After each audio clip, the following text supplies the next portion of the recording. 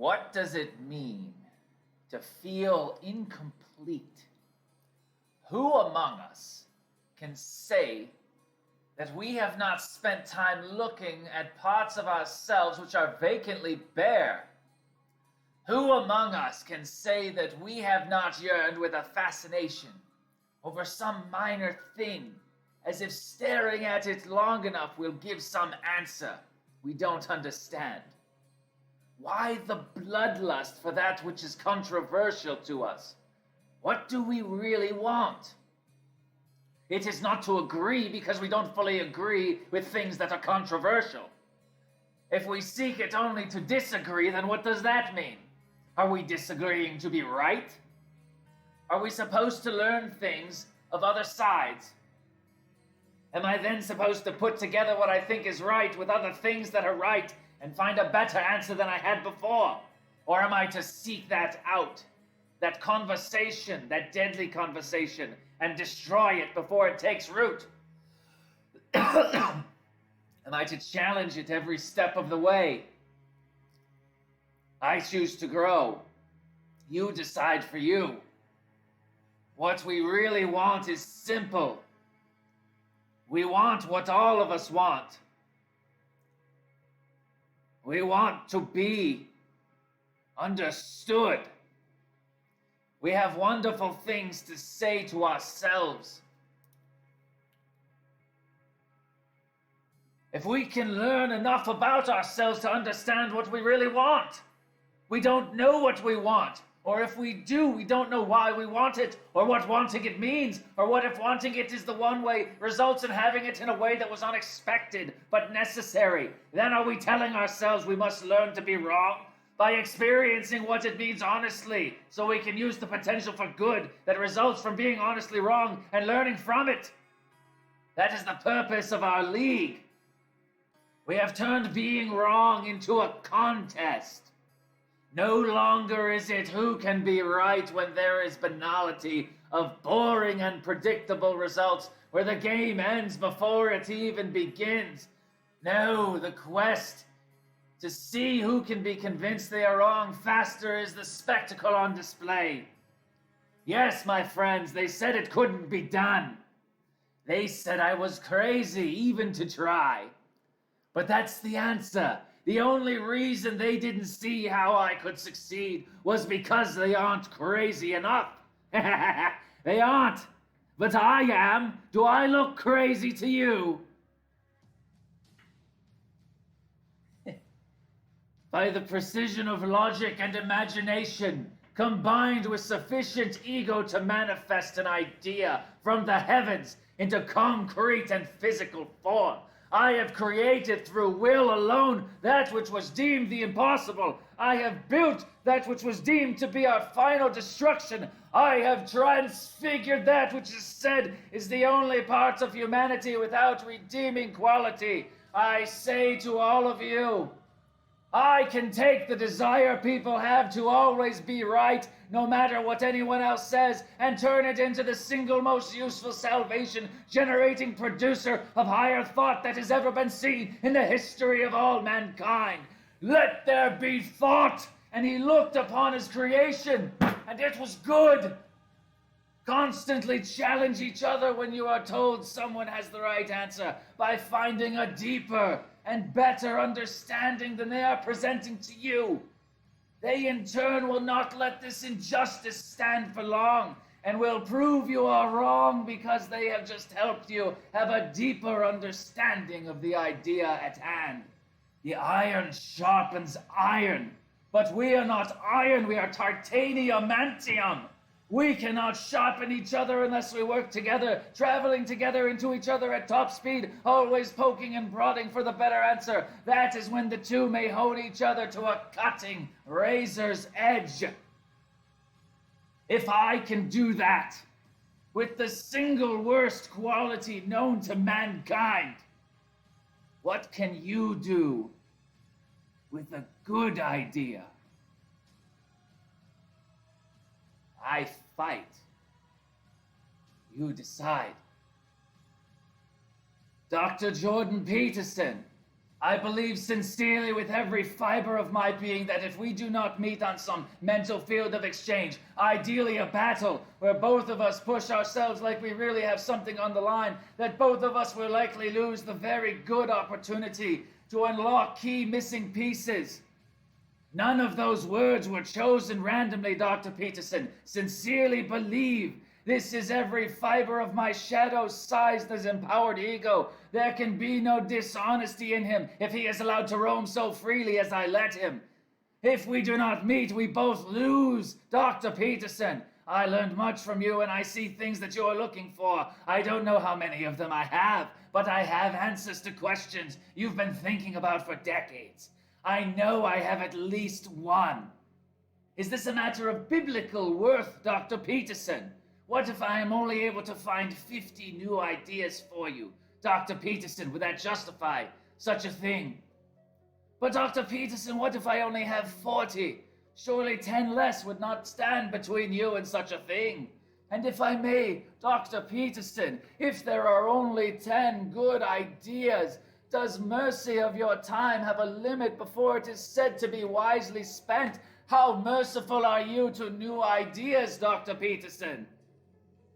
You have the third part correct, and I'm just agreeing with you at yourself when I say whatever we do needs to be some kind of competition. I have the unstoppable force. You are the immovable object. The only thing that is ever going to shake something loose in this situation like that is one hell of a collision.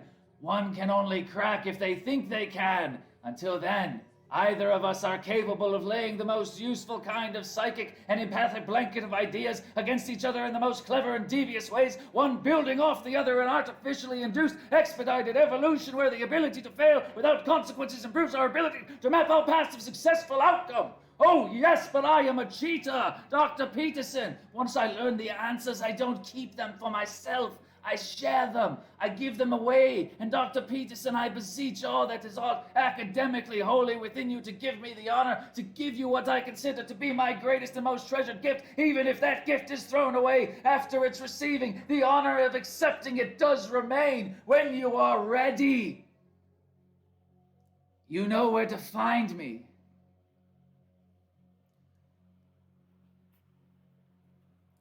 One moment, please. It would appear that one of my fighters cannot hear my words. I'm going to help him.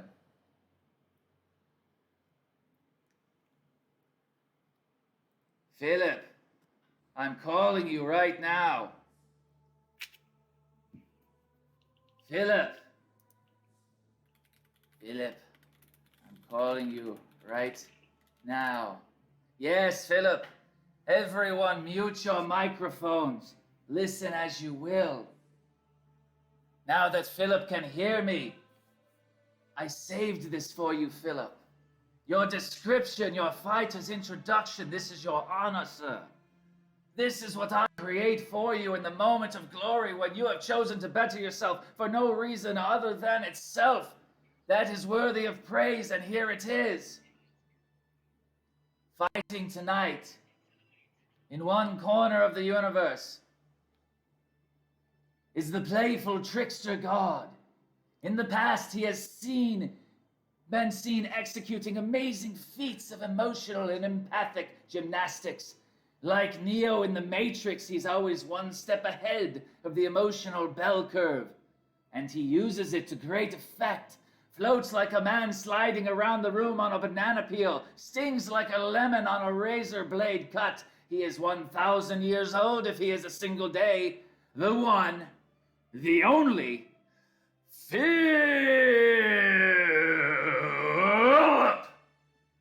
Philip, declare your intent to participate. Are you ready to fight?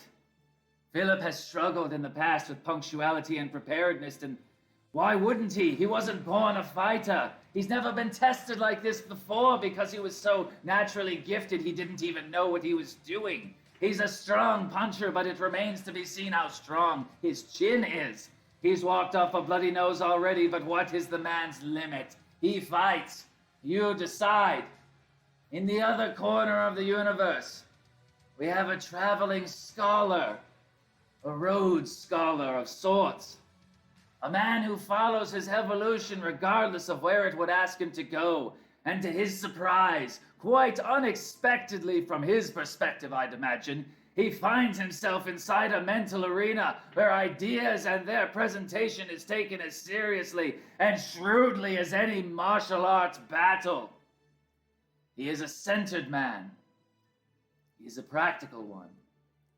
He is already skilled enough with his ability to converse that no amateur would ever again be able to stand against him in disagreement because he has learned how to avoid that terrible fate.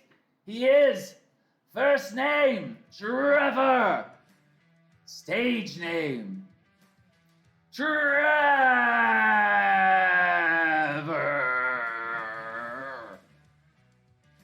Trevor, declare your intent to participate. Are you prepared to fight? Having never been in a fight like this before, he struggled at first. His nose was blooded more than once. However, over time, I have the answer to the question about him that I am waiting to find out about his opponent.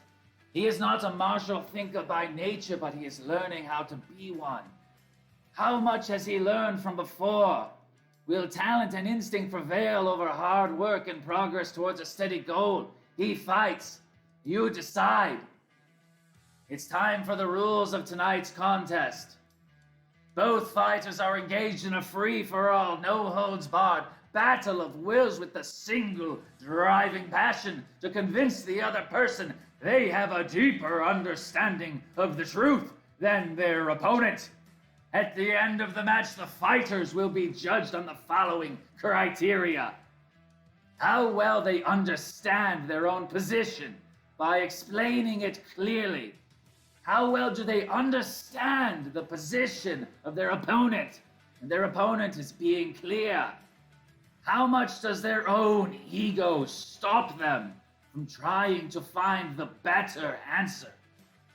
This is not about being right or wrong, because this stage can only be reached by those who realize no one has all the right answers. And when no one has all the right answers, all that is left is a better answer. They fight. You decide. That is the competition here, and that is the metric for victory. Tonight's match is set for a time limit of 30 minutes. Fighters are limited only by how much they can effectively communicate within that time, and how effectively they can spot weaknesses in their opponent's arguments. Who will drive the discussion more until both of them reach agreement? Will agreement be reached before time runs out? Do either of them put their own ego ahead of the truth? They fight. You decide. The topic for tonight's event is: how useful is religion? 3, 2, 1, begin. Our two fighters here have not squared off yet against one another.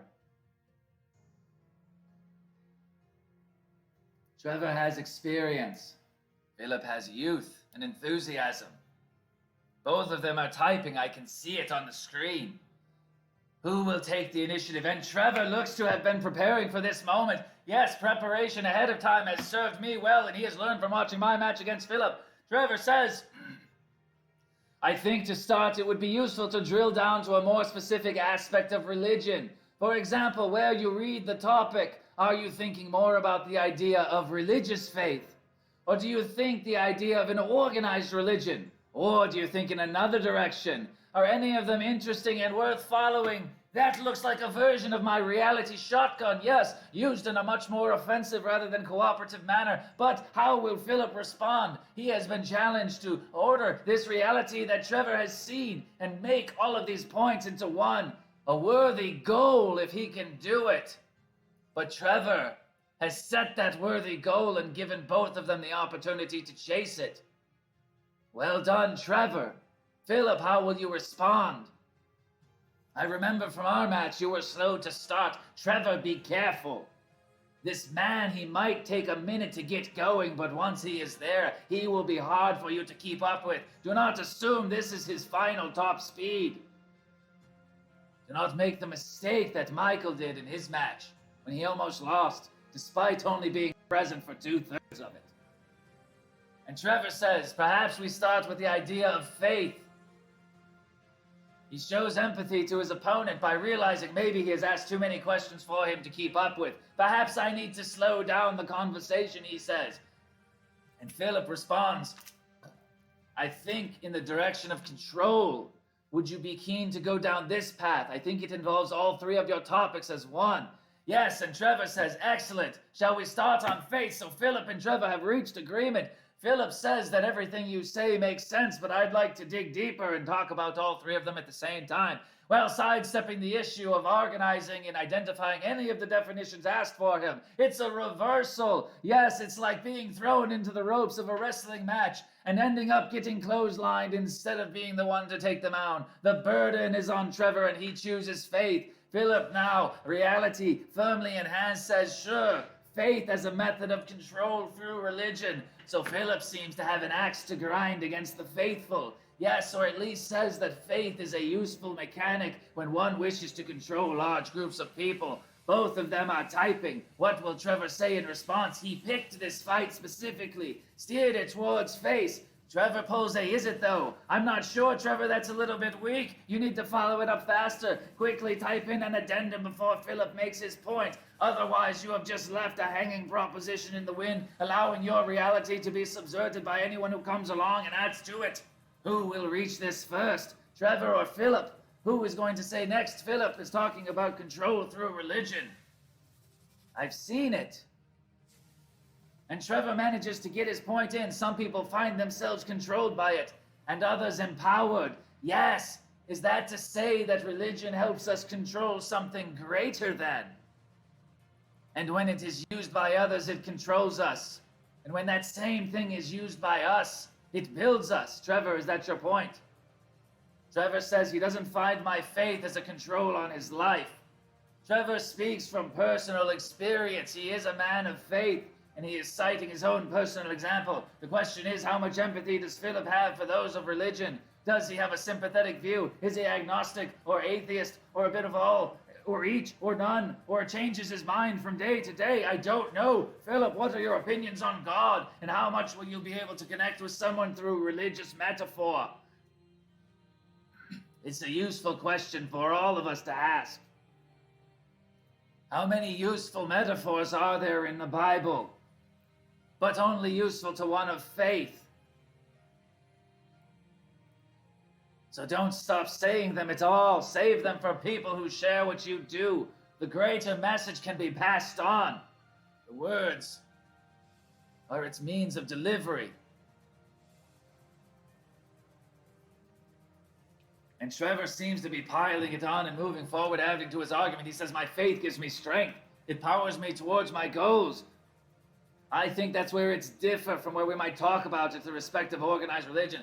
Trevor, I've got something to say to you when it comes to faith giving you strength and pointing towards goals. I am what man can do with faith in himself. There may be others with more faith in themselves. There may be others that are louder than I am. But I am trying to be the greatest combination of the two that this world has ever seen. And I think I do a pretty damn good job of it. I'd like to see somebody do better, specifically Dr. Jordan Peterson, with me. As Philip responds, he says, I had faith, absolutely, that can be used to control people. Religion is a perfect example.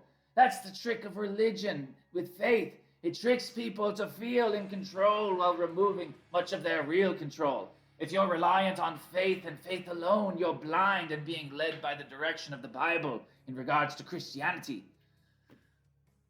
So Philip says it's not people that mislead people. It is religion that misleads people. An argument that I've heard before. It seems to take much of the sting out of those who practice it to be good stewards of their message. How will Trevor respond to this? And Trevor says, I think you might be speaking more of organized religion. He does believe that certain organizations try to use religion to control people. And that is true, because what is another word to control, which is to direct? And if that control is willing, that does not make it a different type of control. Philip says, we're focused on faith, but the topic is religion. If we speak about faith alone, it's quite a different topic. So Philip is trying to make the distinction that while this topic has three parts, it is a triune elaborate melding of those parts that makes it important. And tying it to just one would miss the message of all three put together. A three-part truth, Philip, that is very wise thing for you to discuss when talking about the topic of religion, specifically Christianity. Trevor says, you'll have to elaborate that trick a bit better for me to be convinced. Yes, Philip is told that his requirements are tall and he is the burden of logical truth, which is a valid request because Trevor is honestly wishing to understand. Philip, taking the burden upon himself, says, yes, it is a big ask. There's a psychological trick involved. So he equates it to magic. Yes, magic and mysticism applied with superstition can get results. That is Philip's point. Trevor says, without faith, I disagree that many would have the strength to pursue their goals. There would be more controlling of their actions. Trevor says faith doesn't limit people's opportunities, it increases it. Trevor is talking about the strength of the ego, which is not to say the strength of the ego which causes us to fail. The ego is a fragile thing, or it is a strong thing. That does not make it wise.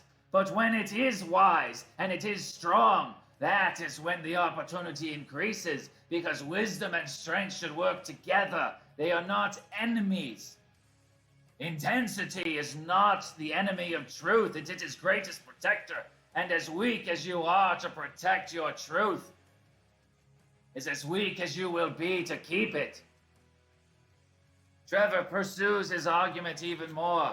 He says, on the other hand, he submit that many organized religions will work to control the actions of people. But he does not submit that faith and organized religion are the same thing, which was the point of delineating them. Yes, so Trevor makes the point that a group that behaves poorly because of the actions of some of its members is not the same thing behind that which is supposed to give the group its identity. So Trevor is saying that a corrupted thing is by definition not a comparison to the thing itself. And Trevor wants to know, are we discussing the thing or the corrupted version of the thing? Because they are two completely different conversations, which is what Philip has been saying from a different perspective.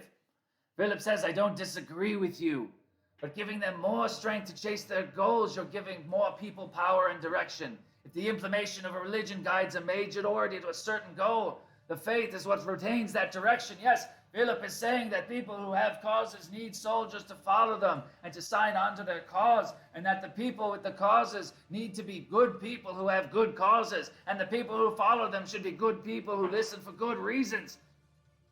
And when that fails, there is corruption and danger. So why not just avoid the whole conversation altogether and write the entire thing off as a lost cause? Trevor says, so is it the idea of faith that is limiting people, or the organized religion harnessing the belief in God by a group of people that limits them? Yes, Trevor makes that distinction. He says, Philip, what are you talking about? The corrupted thing or the thing itself? Who will get more of a conversation out of which direction? Both of them might be perfectly valid. There is just under 19 minutes remaining. Trevor seems to be fully up to speed, but remember at the beginning of our match, Philip had said that he had come through after overcoming a great personal triumph, which has led him feeling like, and I quote, shit. And so Philip, for him to be here at all, is showing the heart of a warrior, even if his fingers aren't able to keep up with Trevor. So there's no harm lost. In fact, there is greater honor to compete when you are so handicapped that you can barely get the strength to put the words to page and to form arguments of such clarity. Philip, you should be proud of yourself, but keep pushing. Ignore the pain that you're feeling and channel it into what you're doing. Pick up the pace, man. You have a lot more speed than this. Stop waiting for validation. Start creating the world of your own. And Trevor says, the idea of faith limits people. Philip's response, the way you've put it, yes, I would say the problem is organized religion. Trevor says agreed, and that it isn't always a problem. Philip says they use faith as the main tool in that. So yes, the three of them have quickly reached common ground, all agreeing on this same premise, which is excellent because with 18 minutes left, they've both made a distinction that will help them further the conversation. But who will take it in what direction now? Either of them are on stable ground. It's a stalemate. Yes, both of them are philosophically looking each other in the eye, saying, okay, wise guy, who knows what's going on now? Both of us has just reached this point together. Neither of them have been at this exact same point together. At the exact same time, this is new, unfamiliar territory. Who can look around faster? And Trevor says, I see that sometimes religion does not injure people through its control, but it protects them. What about the disadvantaged? What about those who religion thanklessly, tirelessly, religiously seeks to protect? Those people are certainly helped by religion, organized or not. And who's to say that each and every one of us couldn't benefit from a nice little dose of love thy neighbor a little more intensely now and again? Philip says, absolutely, my view is religion is not the problem per se. People's belief in what defines whether it's good or bad. Yes, so it gets back to the items of good or bad. And Trevor says, but is it useful? Yes, what about the question I've been asking? That's a good thing to remember with 17 minutes to go. Trevor says, it is useful both to leaders and to the followers. He says there is a mutually beneficial relationship that forms.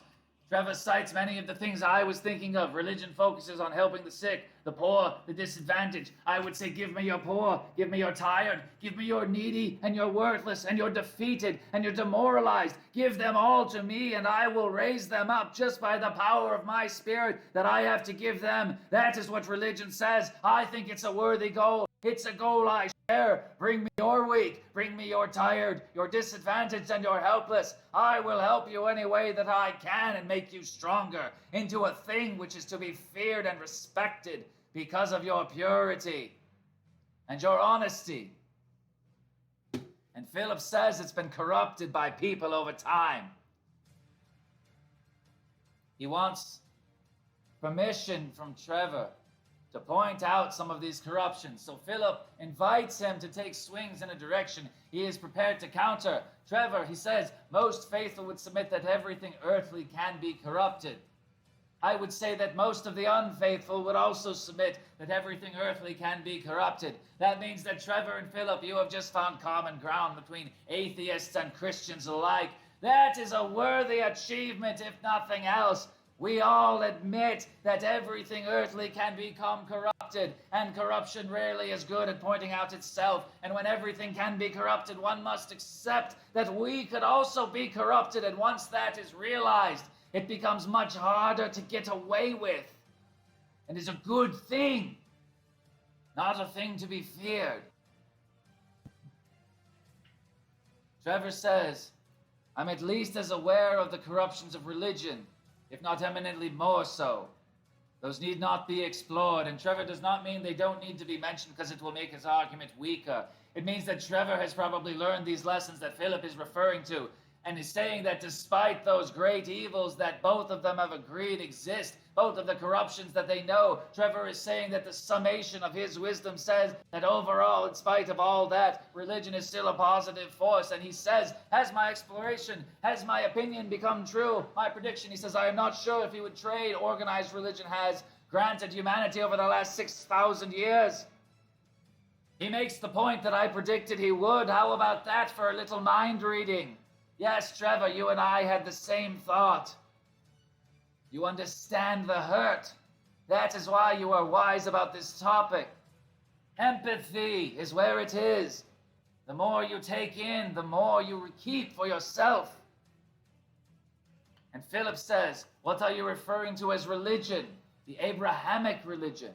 So Philip says he's struggling here to pin this topic down. Let's narrow it in a little more. A fair request of anyone to make when it is sincerely made. It is not wise to speak beyond something you're able to pin down, and moving one at a time is a great way to make a list and get yourself anchored in any conversation. There is no shame in asking for clarification. In fact, it is a sign that an ego is perfectly in balance, that it can freely admit that which it does not know, has trust in his opponent to honestly inform him in a way that won't skew the larger picture. Philip indeed is showing great control of ego in this moment, as well as empathy to desire an understanding of his opponent's position. And Trevor rises to the occasion. He says, I would submit that any group of people who worship a common deity as a religion would qualify.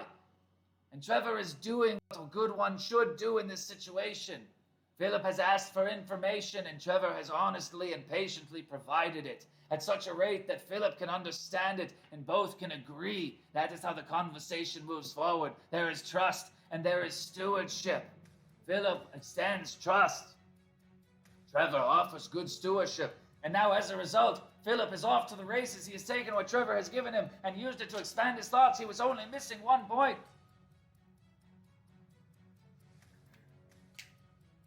Hinduism, for example, is what I see as the earliest recorded religion. He says he could be wrong. And in Hinduism, faith is described as poison, a poison of the mind. So Philip says that faith, at least in the argument of Hinduism, is not something that exists with the potential for good or evil, but rather just a poison. One that lies to us and gives hope where there is none. Isn't that the definition of religion? If one is a sinner and ground under the heel of their own nature, their own desire to sin against one another in ways that punish themselves far more than any creative God ever could, that would feel pretty hopeless to me, but I could use a little bit of hope where there is none. But maybe it's a lie to the self, is Philip's point. How do you balance the two?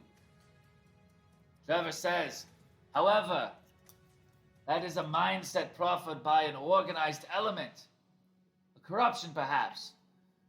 So Trevor is saying that when one's given false hope from religion, that is again being fed from the corrupted version of that. And Trevor has accused Philip of saying he is waffling back between the agreed upon definition of religion and subverting the conversation as to the one that is prone to corruption and uses corrupt things regularly to make its members less able people and more easily led.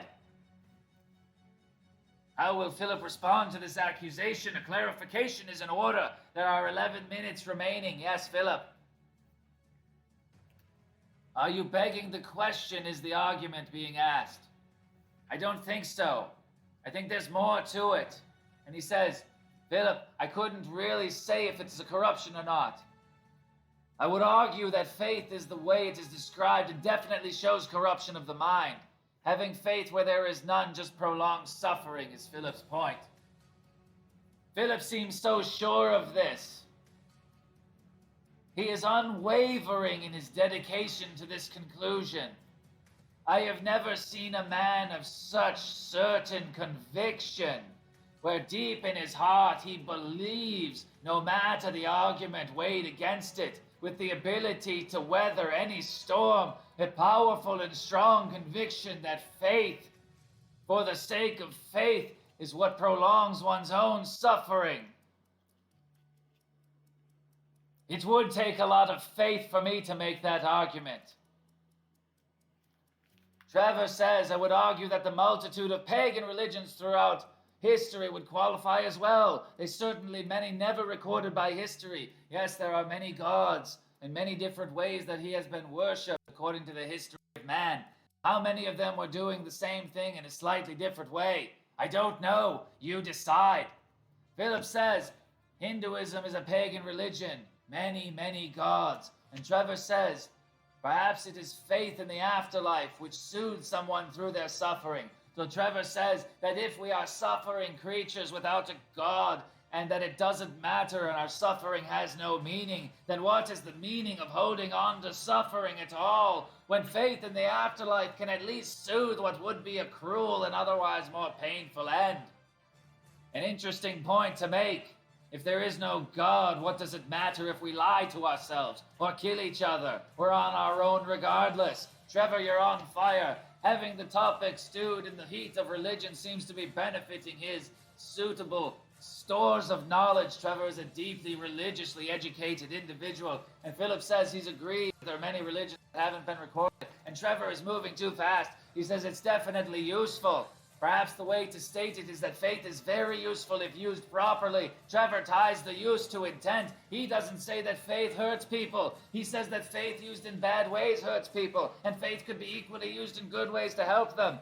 Trevor says organized religion can be very useful for the same reason. And Philip says, as long as we all agree that all poisons have a use, yes, in the world of medicine. Trevor says, chemo, would you submit that faith is a poison? You never got around to that.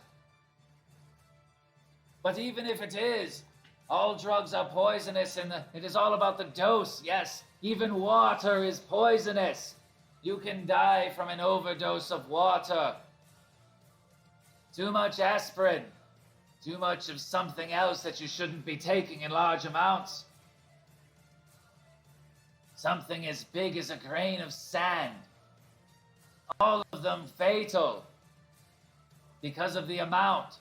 So perhaps poison is the only thing that kills that inside us which is weak. Yes, maybe we do need to poison that which is useful in holding back. Maybe poison is the one way that we kill the parts of ourselves, hoping we're strong enough to survive on the other side when all that is good is left. And Philip fires a barrage saying that organized religion leads you to hope when there is none. That's why it's poison. It's helpful if there is hope. Yes, I suppose that is an interesting point. So he wants to say that having some hope is better than having no hope if one has the choice at all. And Trevor says, who says there is none but the person who might have it? Philip says there is no hope. Faith is useless in my opinion. It sounds like Philip has a very strong amount of faith in the fact that he thinks faith is useless in his opinion. His opinion is the only thing that holds it up. Philip has declared himself God and uses his own ego to hold up his position. It is a risky proposition indeed, but so long as Philip can prove that he is God of his own mind, he doesn't need faith, he provides his own. Perhaps that is what he is saying. A faith in the self is far more useful than faith in something that someone gives you. Philip, is that your point? If so, then Trevor and you might be saying the same thing. Philip says it brings down back to the point that both hope and faith aren't logical conclusions. There's only 6.5 minutes left. Trevor says organized religions help you interpret what you can do to harness faith, to help you overcome realistic obstacles. And I'm finally caught up enough to take a damn drink. Would you guys cool it for just a second? I hope you don't listen to that.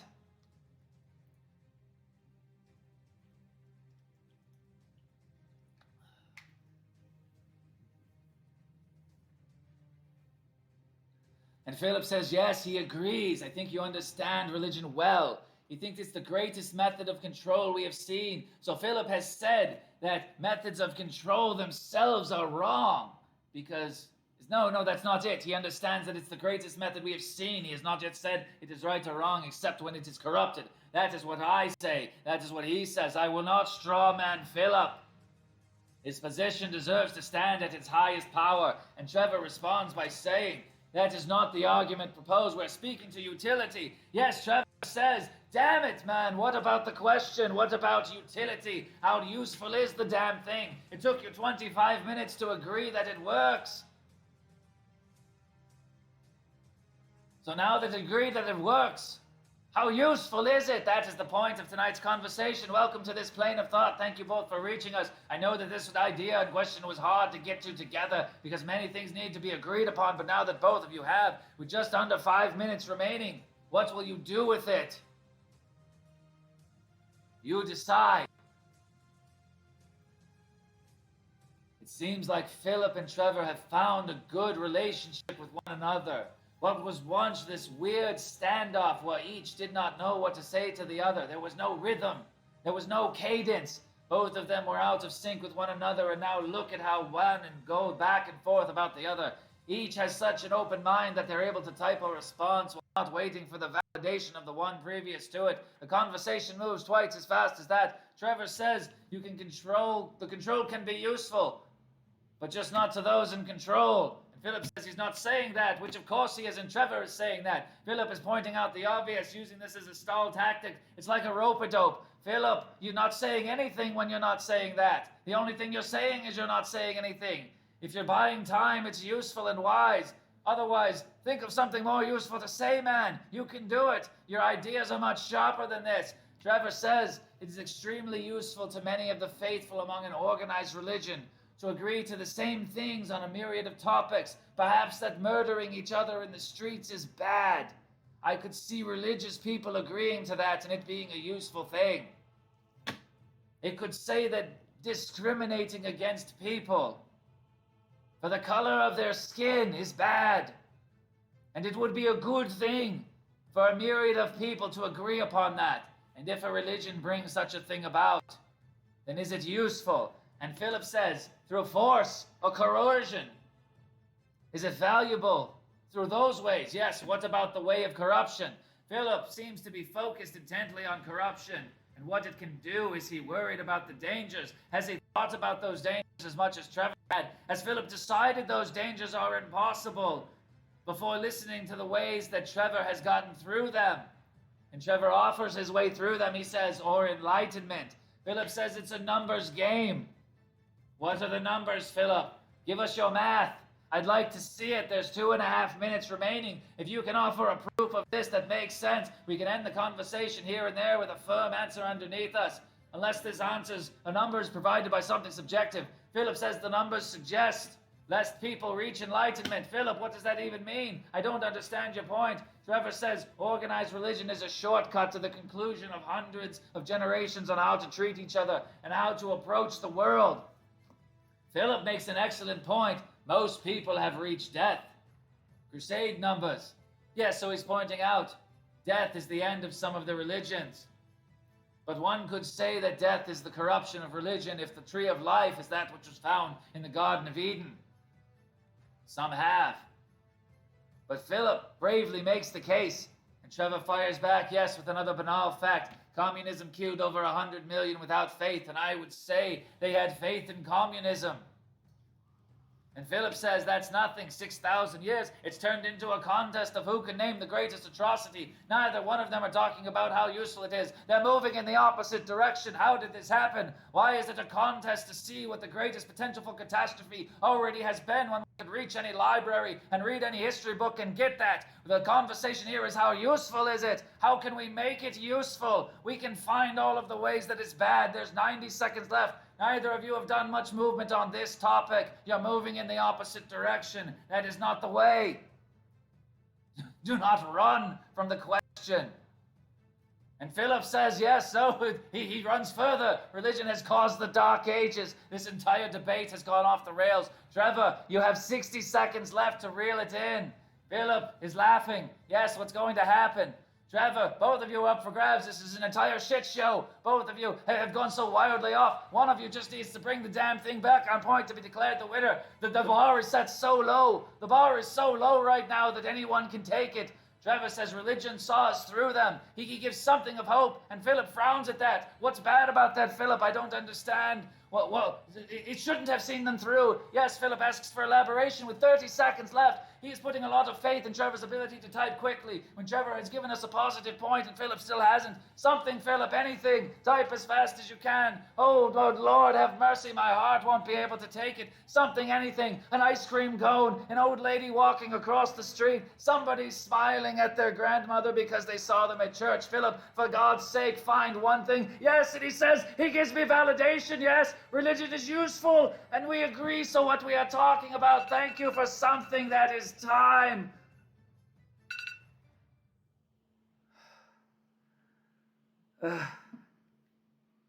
Philip. Philip.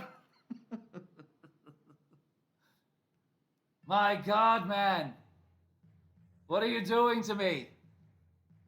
I have the difficult task of judging this farce, which was an entertaining and useful farce. So please do not misunderstand me when I use that word. That word is a title of honor because even though this was a complete and total farce, it was one executed. It was one executed with such skill that it was still entertaining and informative at the same time. So it wasn't a total loss, it was just something I did not expect this evening. However, I don't make the rules at the beginning and change them by the end. So the 3 criteria stand. Who understood their own position well and explained it clearly? The point goes to Trevor.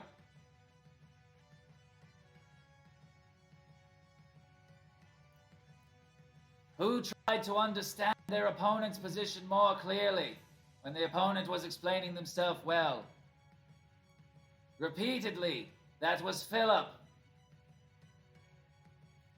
Finally, to the last question of who let their own ego get in the way of a search for higher truth.